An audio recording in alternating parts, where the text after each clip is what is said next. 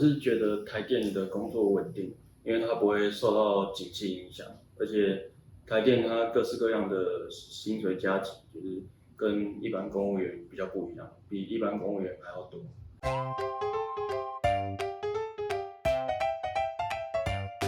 我是用全职来准备台电考试，所以我想要用最短的时间来上榜。我就想说直接买那个志工已经整理好的教材，这样读起来比较有效率。像是志工提供的那个机械原理课程来说，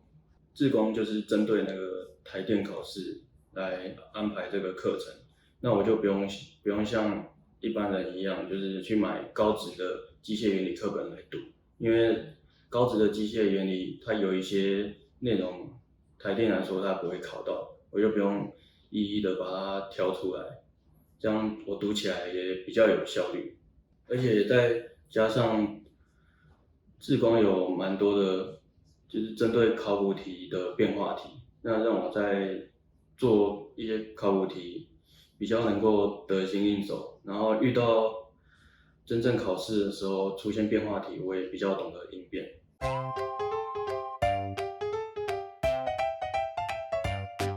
我是觉得至少要念到，不管看到哪一题练习题或是考古题，脑袋一定要马上能够浮现出解题的公式。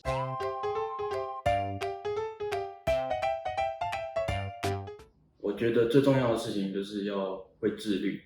尤其是读书的时候很容易会分心滑手机。那我一开始虽然一天分配了8小时在读书上面，但我实际用功的时间只有2个小时。但是透过后来慢慢自律，有克制滑手机的时间，那我在读书的时间才有明显的提升。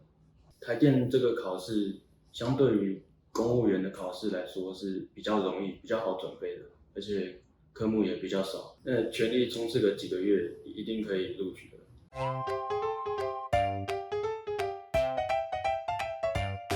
就是终于不用再烦恼工作这件事了。恭喜恭喜！